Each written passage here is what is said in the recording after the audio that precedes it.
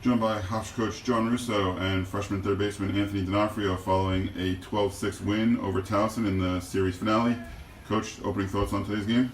You know, top of the sixth, it wasn't looking too great. You know, we gotten outplayed most of the weekend and down 5-2 right there in the sixth, and answered back with 5 runs there in the bottom half to make it 7-6, and then another 5 there in the bottom of the seventh.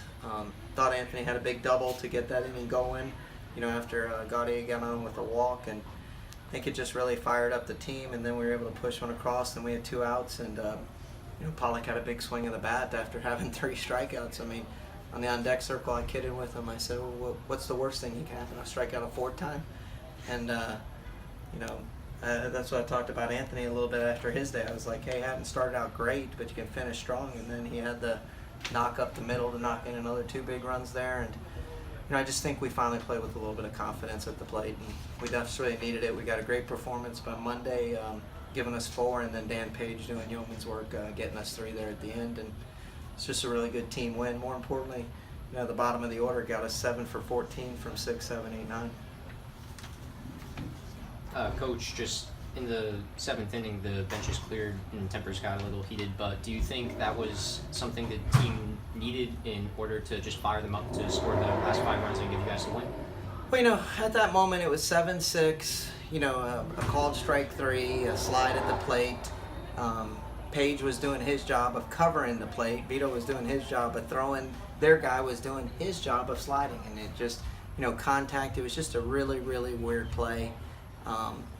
I think Towson was into it all weekend. I mean, they were smelling a sweep, and I think right there we got back into it, and really happy nothing escalated.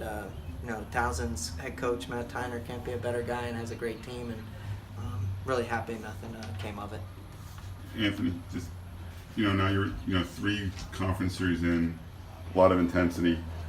Just take us through, as a freshman, what's it like being out there with this kind of intense, every pitch is pressure, and how you perform today, to be a catalyst? Yeah, it's a big difference from high school ball. A lot more energy in very important games. It's a lot of fun though. This team works really hard. I love playing with this team.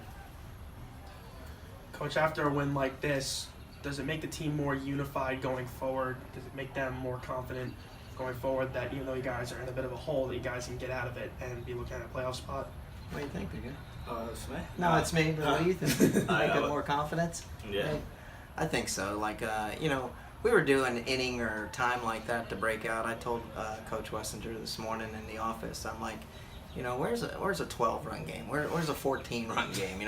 Where's bloopers falling in and start to, go through and, stuff that did. And so I threw it out there just hoping it would stick. And luckily it stuck a little bit, and maybe it'll get us a little confidence going here in the future. In the last couple of games, you talked a lot about approach at the plate.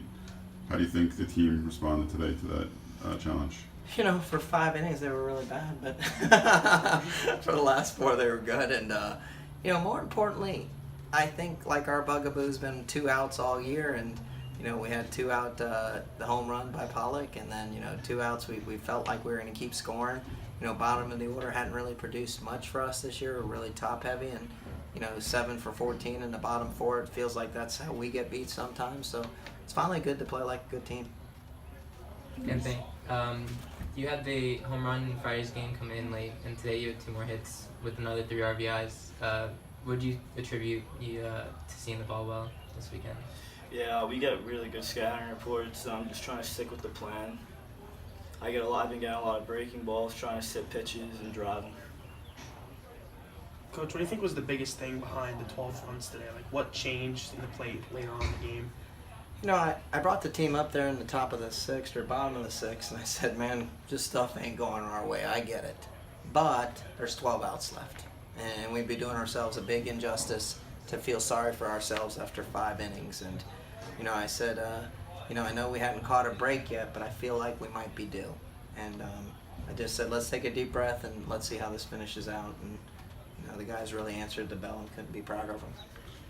Just touch on Dan Page's performance today. I know you went out there in the 9th inning. What did you say to him when he got into a little trouble to start the inning? Well, the one thing I know about Dan is you're going to have to beat him. I mean, they got 5 hits but no walks, and so I said basically you're at 6, 7, 8, 9, and I think maybe 5, 6, 7, 8, 9. But I was like, you know, there's got to be 2 outs somewhere in that group of 4 or 5 guys. But more importantly, I know you're going to make us make them beat you. I said you're throwing so many strikes. I know you're a little bit longer than what we were thinking, but you're the guy I want out there. And you know, he's just tough. He's a baseball player, and you know, people say, "Hey, guy, go pitch." Listen, he can do it. That's what he does. He can play third base. He's, you know, fights for us offensively. You know, gets on base, hitting pitches. You know, Dan Page is the ultimate teammate and the ultimate baseball player. Anything else? What's the feeling like when you see Pollock's home run go over the fence? What's that change in motion like? It was pretty cool. I think I was the only one that knew it was out to get going. Everybody was really quiet, and I'm like, let's go, you know. And I think Pollock knew he got it, and you know, their left fielder deked it pretty good. I thought, was this a break? He's gonna catch it again. He already made one yesterday on Vito, and but I felt like he got it out, and I think it just was a big tension breaker, to be honest.